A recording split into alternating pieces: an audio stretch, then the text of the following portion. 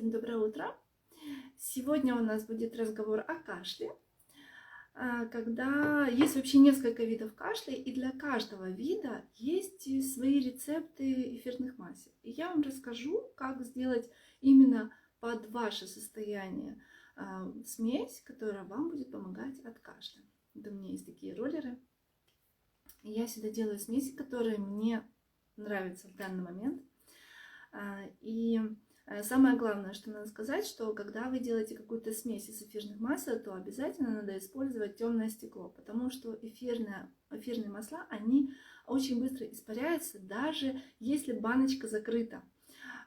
Поэтому они очень-очень летучие. Поэтому темное стекло хоть немножечко его защитит. Ну и, конечно, никакого пластика, только в стеклянные баночки. Продаются такие... Ой, у меня звук включен. Сейчас, одну секундочку, я выключу звук. А то у нас будет мешать. Продаются такие в интернете баночки. Можно легко их заказать. Вот такой вот роллер, здесь колесико. И это идеальный вообще способ для того, чтобы сделать себе смесь. Итак, начнем.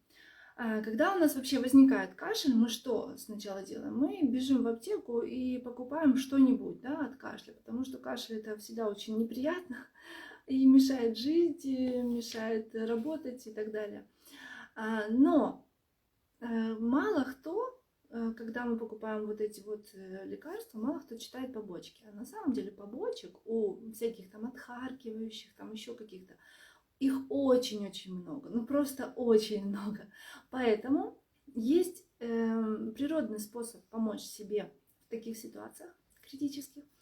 Это эфирные масла доTERRA. А что нам надо знать? Нам надо просто знать, что это за кашель, какой он, потому что их бывают разные виды. Вот, и мы тогда сможем подобрать правильное эфирное масло, которое будет наиболее эффективно. Есть несколько видов кашля. Например, если это кашель там, сухой, то нам надо сделать так, чтобы стимулировать работу вот этих вот там слизеобразующих клеток эпителия в легких, чтобы кашель был влажный и все быстренько выкашлялось. Да? Если, допустим, кашель это связан с какой-то аллергией на какой-то продукт, там, например, на домашнюю пыль, там, на шерсть котов, там, ну, разные могут быть аллергии, то тоже там будут свои определенные масла. И что мы сделаем? Я сейчас скажу, какие бывают масла для каких проблем, и потом нам надо выбрать, какой именно сейчас есть, ну, не дай бог, если есть, какой сейчас есть кашель, и выбрать из тех масел, которые есть, те, которые больше всего нравятся. Что больше всего принимает сейчас наш носик, который нас никогда не обманывает, он всегда точно показывает, что надо нашему организму в данный момент. И потом, когда мы выбираем, например, ну, с этого списка там 10 масел каких-то, да, мы выбрали, если они у нас, конечно, есть, мы выбрали каких-то там, допустим, 3 масла, то что мы делаем? Мы берем вот на такую вот баночку, и в зависимости от возраста мы делаем смесь, дозировки я вам тоже сейчас скажу. Например, если это взрослый человек, то можно делать смеси 1 к 1. Сделать, например, ну, если мы выбрали 3 масла каких-то, да, то мы каждого масла по 10 капелек накапали в эту баночку. И получается 10 плюс 10 плюс 10 это 30 капелек. И 30 капелек мы добавляем базового масла.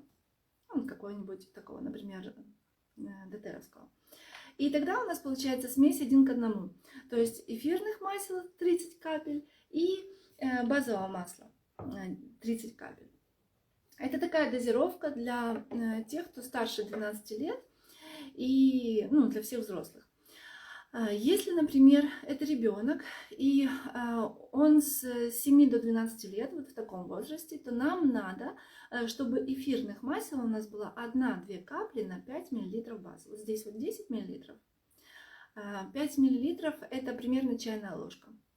Вот здесь 10 мл, значит, у нас, если у нас ребенок, допустим, там 10 лет, то нам надо сделать так, чтобы здесь было не больше 4 капель эфирного масла. Вот это вот такая дозировка. Если ребенок от 5 до 7 лет, то нам надо 2-3 капли на 10 мл масла. То есть на вот эту вот всю баночку 10 мл всего 2-3 капли.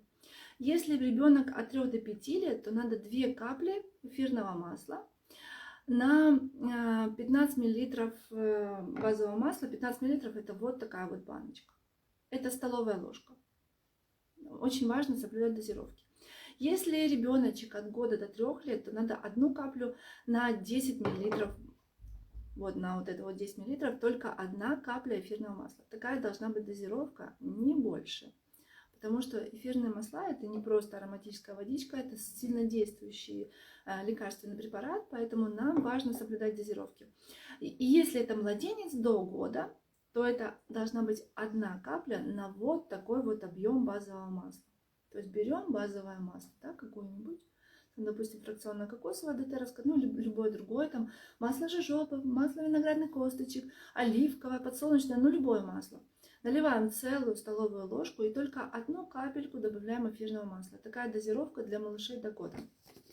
Вот, теперь, какие бывают... Ну и потом что делать с вот этой вот штучкой, да, вот мы смешали такую смесь от кашля, и что мы потом делаем? Мы даем, например, ребенку с собой в школу, чтобы он там наносил на себя как духи, да, если это девочка, а для маленьких моноолеяный сумеш, да, поэтому, ну, сейчас я буду говорить, какой именно кашель и какие именно моноолеи нужны для того, чтобы этот кашель убрать. Значит, сейчас продолжу. Что делать потом с этой вот штучкой? Давать ребенку в школу, пусть пользуются как духи, либо, если это мальчик, то просто говорить ему там капать на воротничок, вот, либо просто мазать, либо нюхать, ну просто чтобы пользовались. Это будет защищать ребенка от вирусных каких-то заболеваний. Вот. А если ребенок уже заболел, например, не дай бог, конечно, но если вдруг так случилось, что надо делать? Вот такой вот смесью, ну и ребенок взрослый, любой, вот такой смесью надо мазать по позвоночнику, дальше мазать на стопы и мазать вот так вот на ладошки, дышать с ладошек, делать такую сухую ингаляцию. Это все делаем с помощью вот этой смеси, которую мы для себя сами лично делаем. И так делать, лечиться надо каждые 2 часа. Поставить таймер себе, засечь и вот каждые 2 часа принимать ароматерапию. Ароматерапия это такое, знаете, сильное воздействие, но мягкое воздействие на тело. Это не будет так, что раз выпил таблетку и все прошло. Ароматерапия, она действует ну, немножечко медленнее, чем вот эти вот все остальные препараты, но тем не менее действует, не вызывает никаких побочек, никаких там осложнений и так далее. Вот, так что просто применять в течение дня каждые 2 часа на позвоночник или там на проекцию легких, можно вот карандашиком очень легко нарисовать, на проекцию легких ребенка или себя, на всю спинку. Можно еще вот что делать. Кстати, всегда, когда меня муж научил так делать, и когда, например, наши дети там начинают кашлять, то мы так делаем. Переворачиваем ребенка, ложим себе на коленки, так, чтобы у него спина была, вот тут вот голова, вот тут попа, но немножечко такая под углом, под уклоном. И мы начинаем простукивание делать вот с 2 сторон спины, вот так вот стук-стук-стук-стук, это называется постуральный дренаж. Вот с 2 сторон 2 ладошками одновременно. Это я одно показываю, но примерно можно понять. Вот так вот простукиваем ребенка, и тем самым мы дренажируем, постуральный дренаж, дренажируем легкие, ему легче откашляться. Теперь перейдем к тому, какие масла нужны для каких целей. Например, муколитики. Это те масла, которые способствуют выведению слизи посредством влияния на вязкость этой слизи. И вот какие это масла? Это розмарин, эвкалипт, сибирская пихта, бессмертник, мята перечная, мята садовая, фенхель. Мы берем эти масла, например, там, фенхель, сибирская пихта, розмарин. Вот взяли эти масла и начинаем их пробовать, слушать. Открываем каждое и слушаем. И то масло, которое сейчас, в данный момент, кажется нам наиболее приятным, мы его берем в свою смесь. Если это совсем малыш, то берем какое-то одно, конечно, масло. Например, ладан. Ладан — это вообще идеальное масло. Оно помогает от всего. Вот. И потом, когда мы вот так вот носиком выбрали, что именно сейчас нам наиболее приятно, мы из этих баночек, из тех, кто выбрал наш носик, составляем себе смесь. Дальше. Следующая группа масел — это способствует отхаркиванию, стимулирует работу слезообразующих клеток эпителия, а также работу ресничек мерцательного эпителия. Это если сухой кашель, то можно такие применять масла. Это орегано, тимьян, эвкалипт, эвкалипт лимонный, мирт, майоран, кардамон, базилик, чайное дерево, туя, можжевельник, фенхель, черная ель, кипарис. Очень большое разнообразие. Я думаю, что у моих подписчиков уже очень многие масла есть, вот, так что есть из чего выбрать. Дальше есть следующая группа масел, которые антигистаминные. Иногда бывает так, что лечишь кашель, он ничего не помогает. Вот у меня был такой случай с мамой, когда я еще только начинала заниматься ароматерапией, и она лечила, ну, она сначала так посмотрела, типа, что за баночки, непонятно, вот, и лечила просто обычными лекарствами кашель. Очень-очень долго, полгода вообще, она перепила все лекарства, которые только знала, постоянно что-то покупала, и постоянно у нее был кашель и кашель. Я говорю: мам, ну давай попробуем, ну, давай что-нибудь возьмем из масел и попробуем, тереть уже нечего. Вот, и я взяла лавандочку, и включила ей в диффузор на ночь. Вот. Не на ночь даже, а вечером. Включила ей в диффузор лаванду, и все. Вот это была вся ароматерапия. Она говорит: слушай, я первую ночь спала не кашляя. Боже мой, как это классно. Давай мне все свои масла. Мне не понравились. Вот, так что бывает у нас, мы лечим, допустим, кашель, думаем, что это какой-то там вирус, а это просто аллергический кашель. Есть такая группа антигистаминные масла, это которые подавляют выработку гистамина как реакция на какой-то аллерген. Это римская ромашка, ладан, кедр, чайное дерево, можжевельник и лаванда. То, что я включила маме, вот как она нам помогла. И следующая группа масел — это бронхолитические, это которые препятствуют бронхиальному спазму и расширяют сосуды. Это такие масла: роза, имбирь, фенхель, можжевельник, чайное дерево, ладан, тимьян и орегано. Вы заметили, что иногда масла повторялись в нашем списке, потому что масло — это вообще такой продукт, который не имеет, допустим, одного какого-то действия. У него тысячи действий. Он может и это, потому что это натуральный природный продукт, то, что создан для нас Господь, для того, чтобы мы могли помогать себе. Вот, например, чайное дерево, вот только по чайному дереву, это и антигистамин, и бронхолитическое масло, и способствует отхаркиванию. То есть у одного чайного дерева уже 3 свойства. Еще был такой пример. У меня тоже одна девочка там лечила кашель, долго не могла вылечить. Я ей посоветовала как раз чайное дерево, у нее оно было в наличии. И что сделала? В мисочку с теплой водой до 40 градусов капнула 1 капельку чайного дерева, и просто подышала вот этими парами. Знаете, как мы в детстве дышали над картошкой, так вот теперь можно дышать с чайным деревом, и это будет очень хорошо оздоравливать весь организм. Накрыла полотенцем и подышала этими парами, чайным деревом, 1 капелькой. И все у нее начало вот это вот подхаркиваться, быстро прошло. Она так повторяла несколько раз такую ингаляцию, и все быстро прошло. Вот, так что такие вот есть способы очень быстро и легко полечить себя от кашля и не мучиться со всякими лекарствами. Кстати, еще один момент. Если это взрослый, то очень хорошо, где тут у меня была копайба, в общем, где-то там стоит, очень хорошо, вот она, копайбу и ладан принимать вовнутрь, потому что копайба, она убирает воспаление в самом теле. Вот, а ладан обновляет клеточки все в теле. Поэтому принимать просто вовнутрь, там можно курсами 21 день, очень хорошо, и даже для профилактики. Не просто когда болеете, но и для профилактики. Еще важное дело. Есть в доTERRA, есть такая смесь, которая называется от кашля.